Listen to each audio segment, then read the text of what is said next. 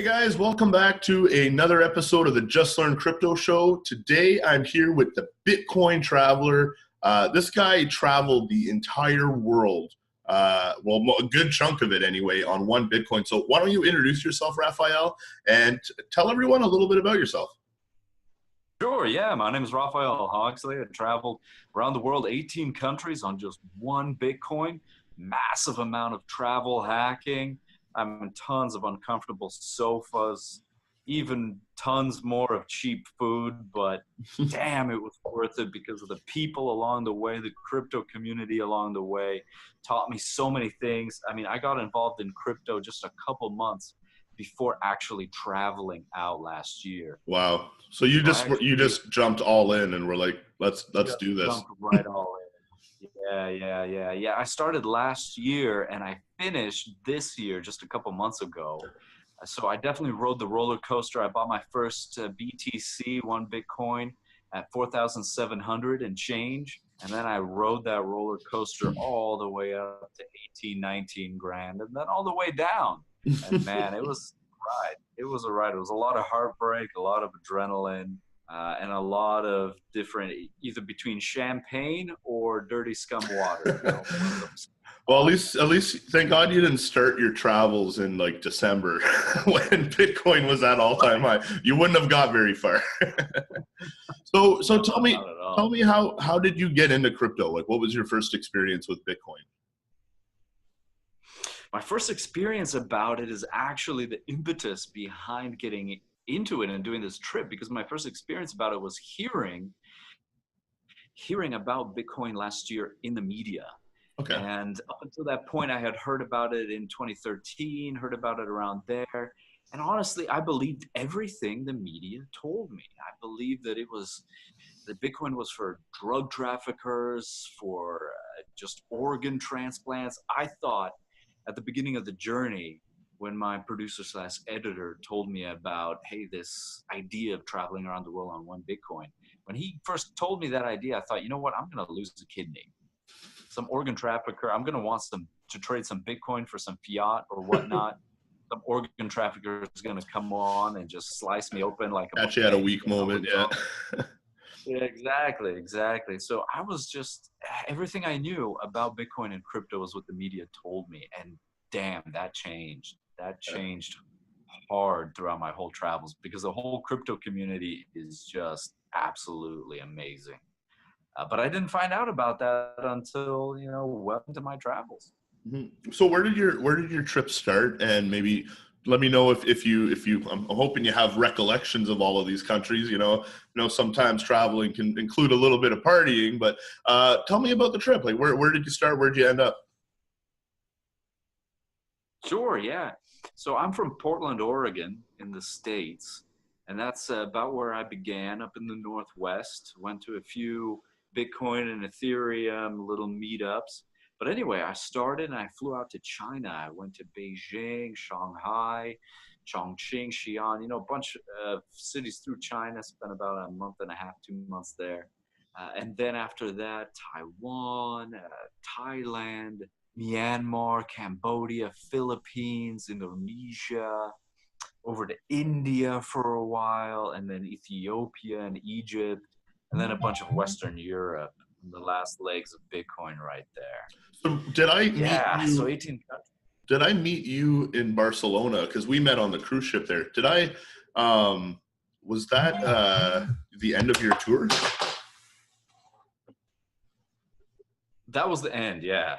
That was the end. I can tell you're so excited about it. You're dropping shit off the desk. Oh, yeah, stuff's But everywhere. yeah, that was the tour. Still flying. Yeah, that was at the very end of it. And yeah, I got invited to the crypto cruise, because I actually went on the crypto cruise way back in the whole Southeast Asia when they left from Singapore. Yeah, I They heard did about that crypto one. cruise. They went to Singapore and Thailand and that one. Yeah, so I was invited to go to that one, but and so they invited me again at the end in Barcelona, and that's where we met, man. And that was a trip. That was a good time. That whole cruise was. So tell me, the cruise that you went on in Singapore, was it comparable to the one that we were on in Barcelona in terms of the partying and like the whole atmosphere and everything? No, not at all. I think they were just starting out with it at that time because, as you remember, in Barcelona, the whole cruise was just crypto people, Yeah. right? It was everywhere you went, buffet lines, elevator, wherever you went, it was people who were into crypto. But the first one in Singapore, the whole cruise ship, right? It had about 2,000 people, and only 500 were involved in crypto. Hmm. So it was much more low key, much So, more low key. so tell me, because I saw a huge ball being dropped on the cruise in Barcelona, whereby everyone was just talking with the fellow crypto people when there was a couple hundred staff members on the boat that we should have been getting all them into crypto. I know me and Ken opened up a few wallets while we were in Barcelona, while we were in Monaco, while we were on the cruise ship. That's what me and Ken really focus on. Were you guys doing that on the Singapore cruise? I mean, you had 1,500 people there that probably weren't into crypto. I tell you what, I was. Oh, that's good. I was. Even in the first day around noon, that was when check-in was in the boat. And after I checked in, went over to the buffet line and whatnot, I just sat down and I started talking to people. And throughout the cruise, I was definitely talking to people and letting them know. Because at that point, I was about a few months in, like, when was it? It was January, right? So, yeah, 3, 4, 5 months in or so. And at that point, that's when my entire perception of crypto had been really changing Hmm. because I started the whole trip, and even for the first couple months, going to crypto meetups, exchanging my BTC for fiat. I was wary, right? I was skeptical. I was like, okay, I gotta watch out for my liver. I need that thing. I need my liver where it's at because it processes a lot of alcohol. I mean, I gotta keep it inside that old sack skin. I hear you. But but about the time that in January, early February, when that crypto cruise was underway, I mean, I had converted. I had converted like a sinner who had all of his sins redeemed, right? I was just all into crypto at that point. So any chance that I got to talk to someone who wasn't in that field, yeah, my eyes were just alight. I was on fire with the word of Satoshi. Our Lord and Savior. Well, Yeah. so do you have, I mean, you must have some pretty scary stories maybe of times where you weren't able to use crypto. Can you tell me a story of like a time where it really was difficult doing what you were doing, traveling, trying to survive just on Bitcoin? Yeah, there were definitely several instances of that, especially in Southeast Asia more than anywhere else.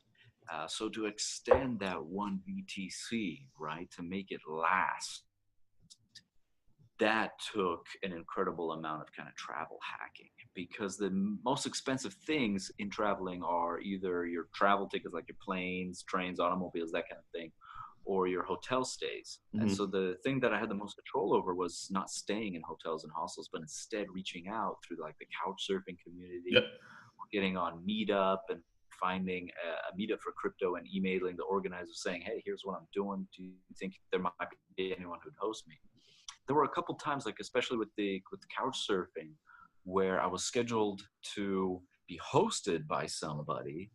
There was one time in Singapore and another time in Bangkok, which was the scariest, I suppose you'd say, where I just never met them. They bailed on me. I was supposed to meet them, and then like the one in Bangkok, just never answered the door. Wow. Never did anything, and I don't know why. Right? I couldn't hear any movement inside. Couldn't, and I stayed there for 4 or 5 hours for the rest of the day up until past midnight before I was forced to find a hostel. And unfortunately, at that point, I just couldn't find one that was open, and I ended up kind of sleeping in a park, which was a bit sketchy. Yeah. So that was one of the things there. But otherwise, and again, this is where it's hilarious, where the whole my perception of the crypto community has changed so much, because at the very beginning, my traveling was all about using Bitcoin wherever I could directly for what I needed. And there were some instances like a Bionic Brew, this great brew pub in Shenzhen, where I was able to buy a burger and beer directly with crypto. But Nice. most of the time, I was getting on like local Bitcoins or at the meetups and trading my little Satoshis, little digits of BTC for the local fiat. So Mhm. there were a couple times at the very beginning where I met somebody at like a cafe or a restaurant or whatnot, and I was afraid that I would send them the BTC, and then they would be like, "Oh, okay, well, great, cool. Bye. Exactly. See you later. Feel free to report this to the police. Oh, by the way, Bitcoin's pretty much banned in China, so good luck, getting any kind of case going." Yeah. But the funny thing is that never happened. And so there were times where I'd meet this person and I'd show my cell phone and I'd be like, okay, I'm going to send this to you. But before I send it to you, I'm going to go ahead and hold the cash in my left hand while you hold the cash too. And as soon as the transaction confirms, I would just grab that cash, and be like, okay, this is mine now, mine. And they'd laugh at me. They'd laugh because they'd done this dozens of Yeah. times before.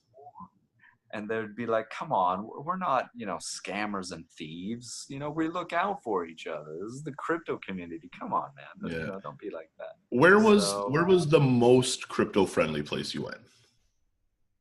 well, so towards the end of my journey, I went through Western Europe, right? And the stereotype holds true that in Zurich, in Switzerland, it's definitely Crypto Valley. I was introduced to so many crypto people over there. I stayed with crypto people. I mean, they offered me food, they offered me drink, they asked me about the trip, all that kind of stuff. That was definitely the most, and the most places to go find stuff. But Nice. actually, I would think so for surprise level, right? For surprise level, the second most crypto friendly place is actually Krakow, Poland, Hmm. all places. There's this main area, right, where all of the trains and tour buses and everything drop off. And it's in this gigantic mall called Galeria Krakowska, Okay. a huge mall. And right there's a BTN, right, a Bitcoin ATM. And you can use it. So, I mean, it's right there. And then all over town, there's like 3 or 4 actual, they're not just OTC places, but you can go there, you can hang out with crypto people. So it's surprisingly friendly for a place that's not really known That's awesome. in the world map for traveling and also for crypto people. I mean, the government, just last year, the government paid a YouTuber, a Polish YouTuber, to film this kind of like little video for where he had invested all of his money in Bitcoin and then lost it all. And he was lamenting about that, and he was, saying that it's all shitty and all that kind of stuff.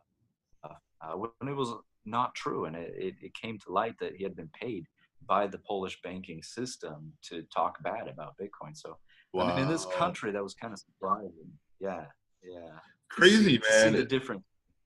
Well, I Yeah, mean, like we see media. so many levels of manipulation. We see so many. We see it on a big scale through social media, through mainstream news. We see them trying to manipulate Right, people's opinions about it. But it's crazy to see, like, on more of a provincial level or at a state level, like right. smaller countries trying to manipulate their own people on that level. That's crazy. Wow. No, no. Bad Poland. Bad Poland. So what's next for you, man? Like, so now from It's what I just like, understand, you've got hundreds of hours of footage that needs to be edited together. Tell me right. what's next. Yeah, I mean, right now we have 178 hours of footage. That's what it came out to because I was recording like 20, 30 minutes a day, just like some B-roll footage of just the sites and stuff. And of course, interviews. Those obviously took much more time. I interviewed people from crypto noobs who I'd met in meetups who were just there to buy their first few Satoshis and what they thought about it all the way up. I interviewed Vitalik Buterin in Shenzhen, Wow. interviewed John McAfee on that first crypto cruise, interviewed all these people. So combining all that footage and getting it narrowed down to like a 90, 100-minute documentary, that's the challenge right now. I've gone through about 30 or so hours of that footage. And yeah, and just going through it, cherry picking here and there, some good stuff, and putting it together. Because what I want to do, right, with all that footage, is create a documentary and really get it out there to the masses, Mhm. get it out beyond the crypto echo chamber, get it out there to people so that they can actually learn the truth. Yeah. Because that's what I discovered the most. I tell you what, at the beginning of this entire journey, the journey and the documentary, the focus on it was, hey, look at this guy. He's out there. He's got 1 Bitcoin. He's going to try and survive. What a wacky dude, you know. It was kind of this gimmicky, almost selfish kind of endeavor. But as I traveled, the message transformed. It really transformed into a battle between truth versus lies. That's what it transformed into. That's what I discovered, that every single country has the government and the banks spreading these lies through social media. Kind of like Charlie Munger, right? Warren Buffett's right-hand man. This guy says that Bitcoin's worthless artificial gold, that it's like trading baby brains, this kind of propaganda, nonsense bullshit. But people all around the world hear this and they believe it like I believed it at the beginning. And yet the truth is so much different. And that's what I'm trying to get across with this documentary. That the truth is that crypto will set us free. The crypto community are innovators. They're full of innovators. And yes, a few bad eggs may get into the news about scams and all that kind of stuff. But honestly, I've been to meetups in 18 countries. I've learned about cryptocurrency projects all around the world. And I am here to say with real firsthand knowledge and confidence that 90% of the people out there are really just trying to make the world a better place with crypto. Yep. And that's the kind of truth that I want to spread with my documentary. So yeah, so I've got, you know, my website, bitcoinaroundtheworld.com. Yeah, let's check out where I talk about it, where I have a trailer. Yeah. Yeah, so that's, you know, the website that I've got going on. And there's a little trailer on it, all about the message. Oh, there's some of my highlights of the experiences. Yep. I mean, it's not the best website in the world. I'm not techno savvy in terms of creating websites, in terms of making them look good. I know I need to get on that. I need to make that better. I think it looks great, man. Right. So, I mean, and there's the donation, the pay it forward kind of thing. Anyone watching this video wants to contribute towards this documentary being built and edited and distributed, because I would love to see this documentary. Donate some Bitcoin, capture the screen here, send some Bitcoin, send some Dash, send some Ethereum. Everything's on the website here, guys. So I think your website looks great, man. Look at that. You and McAfee, you and Vitalik. Who's this guy here? Anthony Bourdain. That's Anthony Bourdain. Yeah. Oh, wow. Yeah, that's that celebrity chef who traveled the world, and I actually met him 1 week before he took his own life. It was insane. Wow. Insane. One of my childhood heroes. But yeah, I met him in France, just completely happenstance, completely coincidence. But we talked food, we talked travel, we talked even a little bit of crypto, and he was really interested in it. He was going to be looking at it into it a little bit more and all sorts of stuff. So it's really tragic what happened with it.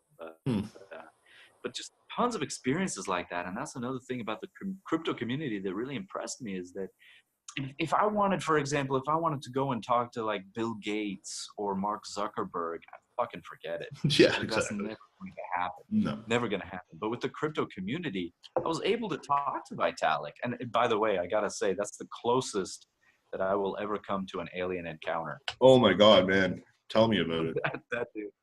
That dude, he's just on another planet with the way he thinks, with his genius, and just the way he looks. He's tall, man. He's tall. I'm not that tall of a dude. I'm kind of short, but this dude, he's just like, he's an alien. Love him. Yeah. He's built like Paper Mario, though. Yeah. Right. So yeah, it's just been a trip through and through, and I'm hoping to stay in the crypto community. You know, after the documentary, really hoping to not have to go back to my 9 to 5, but instead just keep preaching the gospel of Satoshi. I hear you, man. Hey, where there's a will, there's a way. This community, there's so many ways that you can take a skill set that you had before crypto and bring it into crypto and find a way to make a career out of it. I mean, I think that's what a lot of us are trying to doing. I mean, I'm not a coder. I'm not a developer. I'm an enthusiast. I'm an evangelist. I talk to everyone I can about Bitcoin. Every time I go to the store, whether I'm buying a coffee or a pack of smokes or I'm doing groceries, even though I know I'm going to get laughed at, I always say, do you guys take crypto here? You know, it's just about doing those little things and finding a way to keep pushing the technology forward and shoving it in people's face. And I think it's a big deal. So it's great what you did, man. I think the documentary idea is awesome. I really hope that we get it edited up soon and get it put out and get it in some film festivals. And like, I'm sure you've got some big plans for that. So other than donating crypto on the website, how can people contribute to making this happen? Yeah, well, definitely that's the predominant way because I like to say the film festivals. I'm saving up for getting this documentary out there to the Berlin Film Festival, Toronto, Hong Kong International Film Festival, Sundance.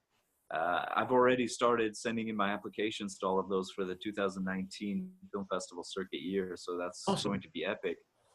But besides that, I was also just at Steam Fest, right, talking to a bunch of Yeah. Steemians about this, and the same question came up. So I'm going to give the same answer, and that is that again, everywhere we go, we are in a battle, just truth versus lies. And whatever people can do to talk to people, to show examples about the way that the crypto community actually is and actually works, Hmm. just keep spreading that, man. Keep spreading that because just like in the documentary, the main message will be crypto will set us free. Yep. And I believe that wholeheartedly. So if people can just keep spreading that truth, then I believe as a whole society, humanity can really get set free, not just financially, but intellectually, right? Economically, Hmm. those types of ways. Crypto is just, it's there, man. It's just like the internet is the information revolution, right? I think crypto is the financial and freedom revolution that we really need. Hmm. Yeah, I totally agree with you there, man. Well, listen, I hope I get to chat with you again soon, man. Thank you so much for being on the show. Yeah, thanks Do for you have having any me. social media links that you want to share so people can follow you on social media? Sure, yeah. So a bunch of links are over on bitcoinaroundtheworld.com. And then besides that, on Instagram, there's the Bitcoin Traveler. Should be able to find me on Steemit. And then, yeah, those are just the main ones. But definitely check out the website first and foremost. And, you'll get my YouTube channel over there too, where people like you and I are collaborating.